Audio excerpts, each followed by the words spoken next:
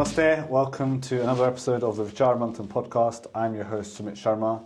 The VM podcast is a project looking to explore modern day issues, challenges, understand society, pressures and interest through a Dharmic lens and through in-depth interviews with some of the best thinkers of our time.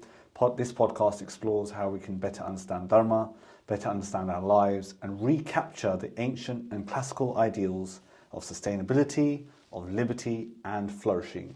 Please tune in for an earnest conversation. We are on all streaming platforms, including Spotify, Audible, YouTube, and Apple Podcasts.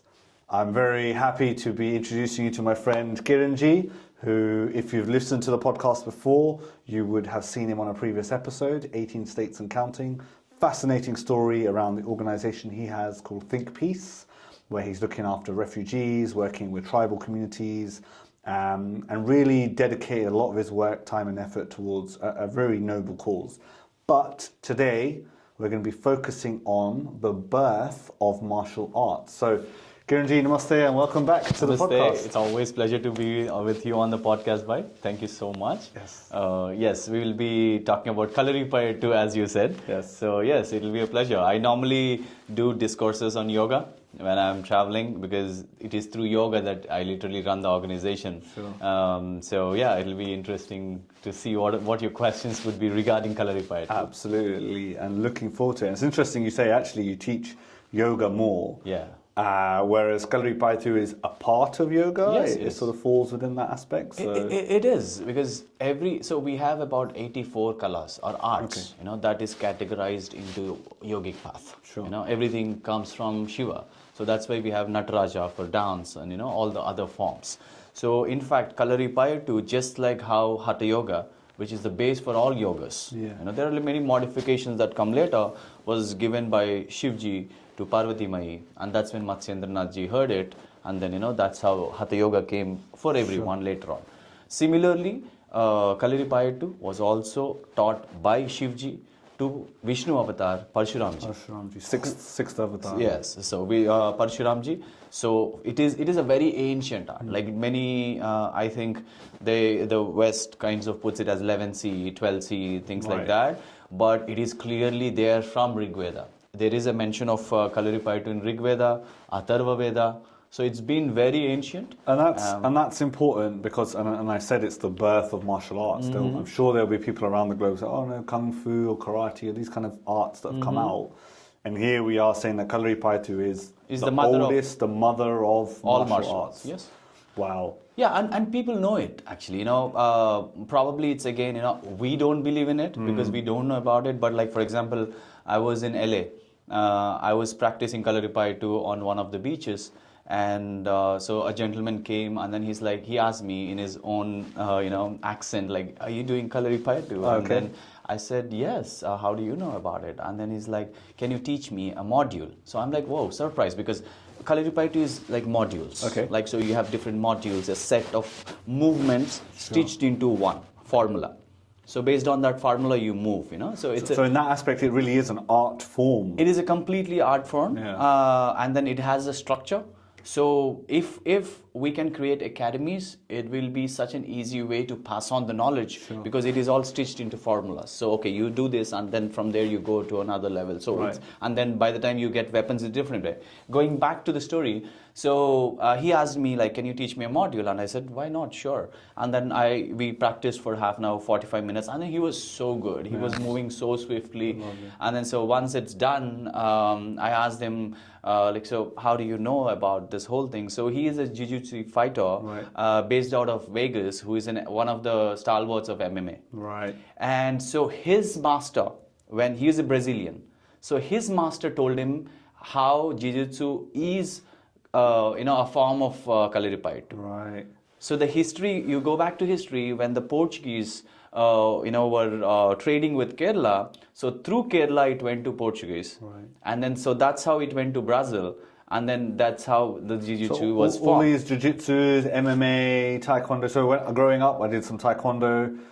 More recently, I've done some kickboxing. Exactly. And so you're saying those are all rooted in Kalaripayattu? Yeah, it is not my saying. The history clearly proves Fine, it. fine. You know, as I said, you know, so, and then he told me something. It was very nice to hear that. Like, so how we, you know, it is like an ambassadorship. You know, if we can promote Kalaripayattu, because you know, he was like, the moment we heard it, not just me, all our boys who were training there, we wanted to go to Bharat. Right. You know, and learn it from the source. Right. But we didn't have money. We come from small slums. Sure. And then now I have so much money, but I don't have time to go back to Bharat. So I'm so glad I've learned a small part of it. Sure. And then I'll go back contented. This is exactly what you have to teach me. I want to know. Definitely, yes. So and then even you know, both the so this is a clearly documented on how he's the one that went to Shaolin and then established through Kalaripayattu is what we call now as, you know, Shaolin and Kung Fu and all of those. Okay. Come and then so even Bodhidharma took from India, from Kerala, correct, across to through the Sangam culture and everything, all of it, he took it there, and then it is also very well documented. Sure. So just that we'll have to, you know, now create this whole narrative clearly rooted in facts and Sure. history. And then Kalaripayattu is going to boom, and then I can see it. It's already there. Like when I started practicing, hardly anyone knew about it. People saw me like, "What are you even doing?" You know? Yeah. So yeah, but today everyone knows about it. We are doing a podcast on it. Exactly. So we're getting there. Oh man, I'm looking forward to it. It should be Kalaripayattu Studios. Next time set up around when I London. come back, yes. But let's go a little bit into the details yeah. of Kalaripayattu then. So you're saying it's the mother of martial arts. Mm-hmm. How is then other martial arts different? Are they just abstractions? Are there new areas, new modules? What? Someone doing kung fu, someone doing karate. Where's the link? How is that? So the link is very simple, brother. Like for example, because more people know about yoga and the forms of yoga, maybe, and I'd like to, you know, come from that side. Like for example, every, like as a traveler, right? I'm traveling yogi. Like people ask me, like, you know, what kind of a yogi are you? Are you hatha yogi? Are you ashtanga yogi? Questions like this. Yeah. But I ask them, like, so what do you follow? And then they're like, I'm a hatha yogi. Okay. So I'm like, you know, to be a hatha yogi, there are 8 different qualities one need to have. Sure. You know, like, you know, you can make yourself so small that, you know, you can fit into anything. So the last one we know is Hanumanji. Yes. You know, so everyone is a practitioner of hatha yoga. So it is a very difficult form to completely follow. Right. So then what happened is Patanjali Maharshi came through Ashtanga yoga, you know, and then from there BKS Iyengarji included props. Okay. You know, from there came hot yoga. So based on the time and the place, and then how difficult it is to follow the whole path, different versions keep coming. So similarly, that's interesting. So the way you say that, so depending on the needs of the time and the society and what they can have, absolutely, yes. elements were adaptable and achievable in that way. Absolutely yes. So similarly, Kalaripayattu also, when it went, you know, started going to jiu-jitsu. So already there were indigenous stuff happening there. Right. So you know, they all became into a one melange and then came out with their own art. Sure. You know? So that is why we call the mother, the source. But then, you know, once the source, just like Ganga Mai, as she flows, you know, she takes different shapes and different this thing. So similarly, Kalaripayattu also went all of that. Okay, that's interesting. Yeah. And just again back to the basics. You know, we're talking about fighting skills. Mm-hmm. Is it just fighting? Is it self-defense? Is there a reason to distinguish the difference? It is not just about self-defense. Okay. This was a complete holistic art. Okay. Like as in Vedas, you know, like Atharva Veda, you know, and Sushruta Maharshi, right? So they always taught Ayurveda along with Kalaripayattu. Okay. You know, so it was a complete holistic effort. And then because, like for example, there is something called marma art, you know. Right. So in our body there are about 107 vital points. Okay, so this is again clearly documented in our Shastras.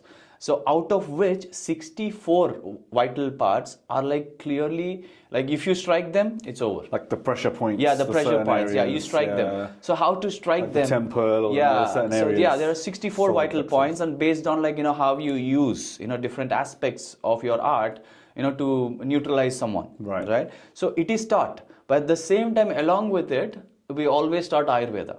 Okay. How to heal also. Right. Okay. Yeah. So almost like in battle, in war, it's used for the right reasons, absolutely, but not to be abused. Is there a stop gap? Is there a mechanism to stop people that learn Kalaripayattu abusing it? Could they use it for the wrong reasons? See, I mean, everything is abused that way. Every art is abused that way. Like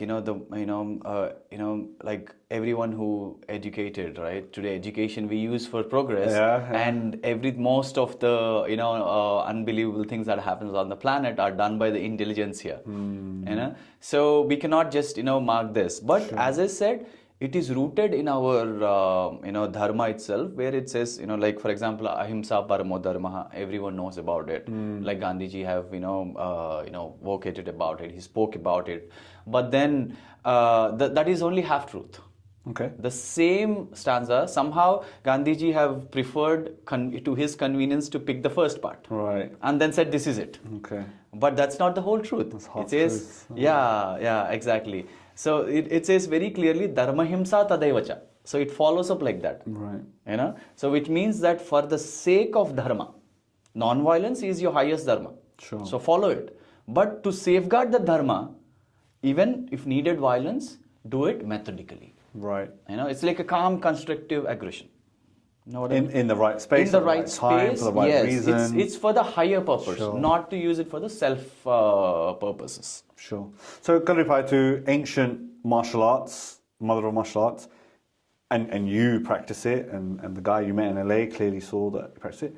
But is it practiced widely? Do people know of its existence outside of India?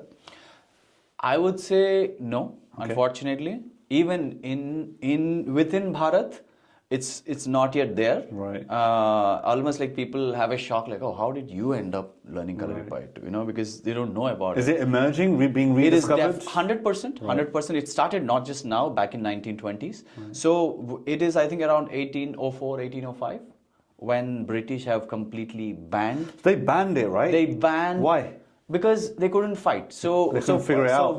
One of our kings. So they couldn't fight our guerrilla fighters. Right. There was no way. It was too fast for them. So we had a couple of wars where there was completely lost. So and then they've decided that we'll have to somehow do it. But then they tried to ban it. It was not happening. So once our king Pazhasi Raja, I think I don't know how to exactly spell his name, but so when he was killed. Right. So when he was killed, right away in 1805, they have started the ban. Wow. And then so they had like really strict punishments. So that's a real way to suppress absolutely an art form. Absolutely. Right? So they have completely tried to suppress it. But again, like I think we have emerged, or we are still thriving as a Sanatan Dharma because we know how to evolve during difficult conditions. So what our people did was there were only 3-4 schools. Right. They have dared to safeguard the art. So they've continued to practice and then give it generation to generation. But at the same time, they had to survive. Right? So going back... so maybe that's why it's become like a show art. Exactly. A That's where I'm coming. art. Yeah, exactly. That's where I'm coming. So people, the oppressors don't think it's exactly. a martial art. Exactly. So what they did is they made it into an art form to perform. Right. So all these kings and all these, these princes, and they loved someone coming and performing for them to show off. You call poets, you call artists. So they would pay. Fine. So they would even survive on it, but they made sure that the art survived. Right? So it was after, again, in 1920s, slowly the art started, coming back to the forefront. And I'm very blessed to have trained to one of those 3 generations who was coming, right? So I trained with that lineage. So, I had the authentic form when I was training in the Kalari ground. So basically Kalaripayattu, again, Kalari means a battleground or a practice ground. And Pattu means practicing the martial arts. So basically you are practicing the martial arts in a ground or in a battleground. Sure. So that's how they were formed. And then we had to practice in that. It's made with mud and there's a lot of spirituality around it. Tell me about the spirituality part. How does a martial art have spirituality? I would say it is not just if you look at Kalaripayattu, you look at Bharatanatyam, you look at any dance form. We are deeply rooted in spirituality, and you won't see that anywhere else on the planet. You will see humbleness, but spiritually grounded you will only see. And Kalaripayattu is, I would say, has that in a higher position in that, because like we start with a bow. Like we bow, and then we have a form that we do. We don't have much space here, so we have a form where first we start with bowing to the mother and the gods, and then only we start the whole process of, then we go to the guru, we bow, and then we go back, and then we do it, and then all our weapons, whatever weapons we are using during that time, during Durga Puja, like we put all of that during Dasara, and then we do a pujan for like 11 days, and then spiritually awaken those weapons so that it is used for the righteous causes. So again, it goes back to what your earlier question on, it makes sure that it is not being misused as much as possible. And I suppose during the practice of it, you need high discipline. You need to make sure you're tuned in and ready to learn these skills. Is it easy to learn? Can you learn from anyone? Is it because there's a Guru Shish principle? Parampara, yes. It is very important, especially in Kalaripayattu. It is important in every art, but in Kalaripayattu, I think it is very important to learn it in the Guru Shishya Parampara. Because a guru knows when you're ready. So, like, there is a step-by-step process in Kalaripayattu. Like, first, you're taught a module, and then, as you go, you are given a stick. And then, when he knows you're ready, mentally, physically, spiritually, everything. So, and then he gives you, now you're ready for a sword. Now you're ready for a bigger weapon. So one after another, the guru keeps on giving it to you. So it is a relationship between the guru and shishya. So not everyone, like both of us go for the practice. Like you got a weapon in 2 months, and then now I can't go and tell guru he got. I also need. He may give me after 2.5 years. Right. Yeah. So when you're ready to learn it. Yeah. Exactly. So it is very important to learn through the guru shishya parampara. Yeah. That's interesting. So where did you learn? What was your journey in Kalaripayattu? It was amazing. So so I moved around to learn during yoga through the Himalayas and through Mysore and all of this. And somehow I've been blessed. Like normally, and then from there I went to learn Silambam, which is a stick art based out of mostly in Tamil Nadu. And from there I went back to Rishikesh, and one of my gurus said you have to go there and learn. And I'm like, I've never heard about it. Right. And then I'm like, why do I have to learn about it? I had no idea, but because my guru said, I went. And then they all had a connection, So I went there, I stayed there, we used to do a lot of seva. There are two ways to do, so yoga or any art actually, it's never been cheap. Okay. So you either do seva or you pay. Sure. Because these are life teaching that keeps forms. it sustainable then? Sustainable then. And also later on I think people made it into something very low. It's free everywhere. So free doesn't have value. I can see that. I understand that. So they made it valueless. Like for example, yoga is something that they did like that, and slowly now it's taking a complete resurgence. That's a different thing. So we used to do seva, so much of seva every day, clean the ground. Everything we used to. We had a temple. Therefore, you could learn. Yeah, we had a temple there. So the easiest way is to pay, but through seva. Yeah.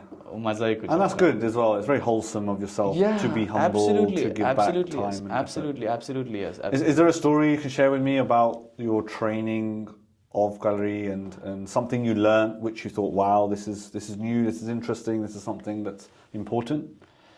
I would say it's the persistence to learn it every single day.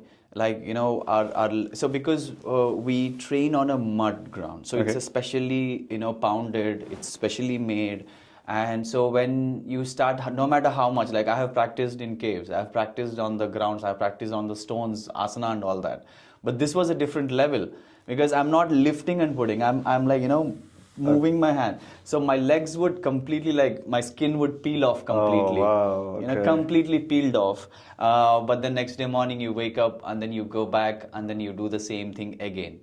So persist, abhyas. You have to practice regularly. Practice abhyas, and then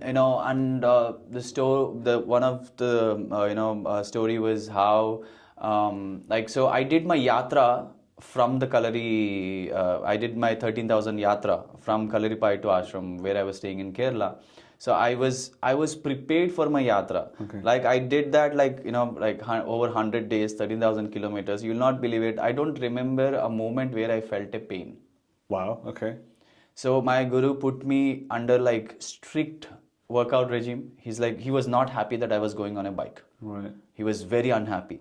Like, you should not do that, we need you. So we had our own conversations for dharma, what the work and ideas we had. So he's like, you should be going by car. And I said, that's not happening. I can't connect with people. I'm not doing it. I have to go by like this. So we had that conversation. Sure. And then like, so at that time, like, he prepared me. So I saw like how Ayurveda, how, the massages and Kalaripayattu, everything was a holistic experience. And then there was homas. So we used to do homa. And then, there was Anjaneya temple within our, premises. And then there was a separate puja. So I learned how it is all so interconnected. Sure. The practice, the massages, the Ayurveda medicine, and then the homas, and then the puja, everything. And I was fearless when I got onto the bike. So the whole You were sort of instilled with this sort of power, this spiritual connection. Absolutely, yes. Absolutely. Through a wholesome learning process. Absolutely. Everyone asked me like, how could you do that? And then, I never thought there was no pain at all. Are there, so what I've understood. And I'm sorry, and also I remember like how, like my helmet and everything. So my Guruji asked me, and it was actually around Dasra because I started on November 5th, so it was our Dasra time. So the pen, I'm gonna, write general, the helmet, everything was, kept in the pujan, and then, it was like, just like any other weapon. So for him, he saw that it's just not the weapons, even the helmet and the pen is going to be a weapon. Because this is what is going to write your narrative. Right. So this is also a weapon for us right now. Okay. So there was put in, and then it was very emotional. Like I have some beautiful pictures. Maybe we can share it, part of it. Like how my guru gave me those just before I left. Yeah. It was very emotional. Very good. Yeah. Awesome. So like if I think about MMA, jiu-jitsu, these kind of things, there's a set up organization. There are rules. It's practiced. People compete. Is that something that can happen in Kalaripayattu? Are there rules that people can follow? Yes, there are. Can we organize demonstrations or fights or competitions? Demonstrations are happening all the time in Kerala right now. Okay. Like you go, I think there are some cities where they've built kind of those gladiator kind of a stadiums now, smaller versions of it, where they perform just the way how we used to perform in front of the kings. So yes, it can definitely be promoted that way, and then yes, we can do fights and everything. I very soon I see some of Kalaripayattu fighters coming out as MMA fighters and all that. So are there then, and to lead on from that question, are there key principles, are there philosophies around Kalaripayattu and its art form? Is there documentation? Is there a manual? How has the knowledge been transferred? Mostly it is through practice, sadhana and vocally. But yes, so the start of this, again, as I said, Parshurama was first taught. So Parshurama, what he did was he had 21 gurus. Okay. He created 21 gurus, and then he created 108 Kalaris. Kalaris are again battlegrounds or practice grounds. And they exist today? Not really. Not really, or not all of them, but these 21 gurus, the whole generational thing that still exists. Not all 21, but I know of 3 for sure. Okay. 3 or 4 of them. So it still exists. So it was passed on through one after another, and there is lot of write up when it comes to Ayurveda related to Kalaripayattu, like how it's all done into one thing. Yeah. That's super interesting. So unfortunately, many things we have lost over time. They were burnt, be it our universities burnt and everything. Similarly, and it's happening at the moment. Look in the USA, right? There's universities, police, schools of thought, ideology coming out, and it's being suppressed. Yeah, absolutely. So let's switch gears, and we've spoken about weapons a little bit. There are not too many art forms that have weapons as such. Is that a good thing? Is it a bad thing? What are the weapons? How does it work? what are we talking about? Spears, bows and arrows? We have spears, we have everything. Bows and arrows are not part of Kalaripayattu. Okay. But then, we have, different sizes of swords, all the way from like this small to, the biggest spears you can think of, to fight with as a human being. And to fight to protect your land, to wage war on Absolutely, whatever. Yes. Absolutely, yes.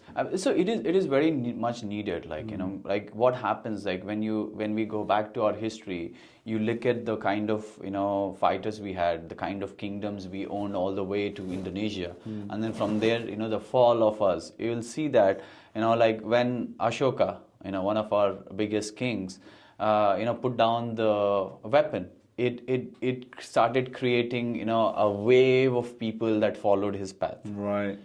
Suddenly we became defenseless. Right. Very docile. Yeah, like it is almost it's almost like very docile. And if you look at the history, like we whenever we do yoga, whenever we do any of these things, we have a mantra that says Sadashiva Arambam Shankaracharya Madhyamam Asmadacharya Paryantam Vande Guru Paramparam, which basically means that it started with Shiva, the art, and then Shankaracharya Madhyamam.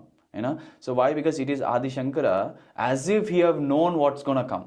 Okay. Around 4th, 6th century. So because that's when the couple of other religions are gonna come soon, to you. So he created the Guru Sishya Parampara, Char Dham Yatra. So everyone is united and everything, because by that time we were not fighting enough. Right. We have left arts. The Kshatriyas were not doing what they were supposed to do. That's an important thing. I Yeah. think the Kshatriya, the warrior spirit of a nation. Exactly. To protect and to preserve and to hold. Exactly. But you know what? It's interesting. If you look in the West, I talk about weapons, talk about warriors. It's seen in a negative light. Because you're damaging. It's not peaceful. It's violent. Very nice. How can we rationalize that? Today, whatever the West has, it is because of their holding weapons. How did they conquer Bharat? Sure, rape and pillage. Yeah. How did anyone conquer Bharat? It's because they had guns and weapons, and we didn't have anything. How did like 800 people, were holding like 80 million people? Yeah. Example, and even if you look at the powers of today, it's the nuclear powers, so the size of your army. Exactly. See, they don't want us to fight back. So hence they create it, but they hold the power. Just like how when we were becoming nuclear energy under the leadership of our whole scientists and Abdul Kalam ji and all of them, who tried to stop it? A nuclear power nation like United States. Right. So they hold it, but they don't want Bharat to have it. Why? Because we will become equals. Similarly, even yoga. People say that following yoga you have to be docile. It gives you peace. It's never been there. Our Rig Veda very clearly says Simhavat Sarva Vegena Patantyartha Kilardinaha. Clearly it says, very first Veda, that says a yogi should be like a lion hunting. No other go. So you'd rather be a warrior in a garden than a gardener in the battlefield. Absolutely, yes. So you have to be like, if you look at a lion hunting, peak of its force, peak of its stamina, peak of its speed, fearless. So that's how we should be. So that is clearly given, but that's not the narrative. They want us to be docile. So yoga follow karenge to, as a peace and, all of this is a byproduct of becoming like that. Because now you're confident. You're equal. So you know that peace is automatically there. So it is a narrative done by them. They hold everything, but they don't want us to hold. So it is a narrative, and then it doesn't stand any chance anymore. That's interesting. Yeah. Super interesting. And the reason I asked the question is to make it applicable to the West, and we're here in the UK now as well. So interesting. You have a conversation with someone. Oh, I'm learning Kalaripayattu, and I've got a spear today, or I've got a sword today. I wonder it's how. It's not to attack anyone. It's not to do anything. Right. It is it's another art form today. We may not even use it in a daily form, but it will keep you ready for if something comes to your home. Sure. You talked about the mud fields. So is there links with Kushti, with sort of mud wrestling, and I think later on that's transpired into things like kabaddi and sports? Absolutely. What's They're the all link? interconnected. Kushti is also like very interconnected. Like one of the best connection you can think about here is Like how we also Kalaripayattu also regards Anjaneya as the deity. Okay. So is Kushti fighters. So Because- for our audience, who is Anjaneya? So Lord Hanuman. Yeah. Lord Hanuman is is someone we hold as a high regard. If you look at every Kushti, we'll have, so he's the god that we refer to because he's known as the Balashali, Right. the strong, strong one. And like how he says that he had all the art, like in Hanuman Chalisa says Sukshma Rupadari, Sihe Dikava, Vikata Rupadari Lanka Jarava. It means he could become small and then become a servant of Sita Mai, and at the same time after a few minutes he became so large, so powerful that so he held everything. So we can so Kalaripayattu, Sanatana Dharma, we can learn from Hanuman. Yeah, exactly. As a deity, Exactly, as a god, Hanuman. In his ability to and his capability and his character, morale, but also to be of strength. But everyone, what I feel something that is lost is we are only trying to take his physical strength. Interesting. Tell me more. It is never about his physical strength. Not just about it. It's a byproduct. Look at Anjaneya, physical strength, there is nothing like, no other Balashali like him. Yeah. But it is his mental strength. Okay.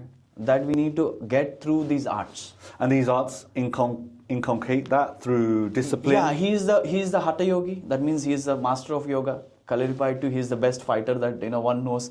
Kushti, there is nothing like him. So but we are only seeing the physical aspect. Right. This is a message to my fellow brothers and sisters who are following it. Because, like for example, during Mahabharata, Shri Krishna tells Bhima to go and do tapa to Anjaneya and get his energy. Sure. So when Bhima was meditating on Anjaneya, finally Anjaneya comes to him, Hanumanji comes to him, and then everyone thinks, because Bhima is a ferocious fighter, he's a Gada fighter. Strong guy. So Gada fighter, so he will teach Gada.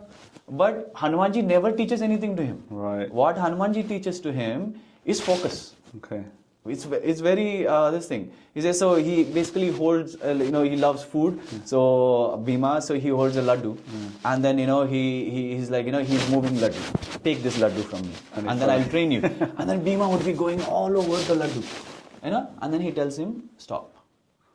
So what you're doing is you're going wherever this is going. Right. Just focus. You stay in your own focus. At some point, this laddu will cross your path.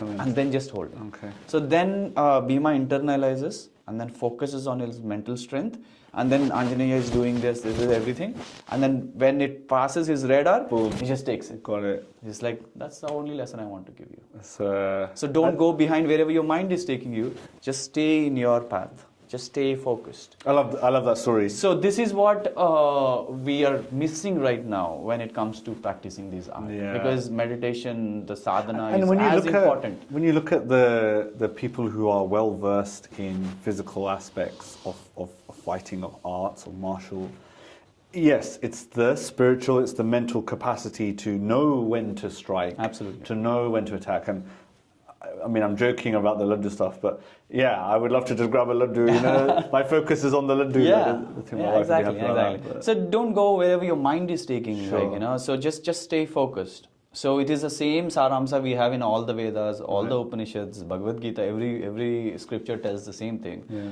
So that is what Bhagavan taught him, because he already knows you are good as a fighter. Yeah. So super interesting learning about Kalaripayattu, and I'm certainly going to do some more research. And I think my key takeaway is that it's not just about the physical form or the weaponry, but actually spiritually being grounded and well versed within that. Yeah, and one very important aspect of this is again how this is not time bound, this art. Okay. Like there is always something to learn, one, and number two, this art is been practiced historically by our women. Like people that say, like I don't think there is any other art that have started as early as this for women.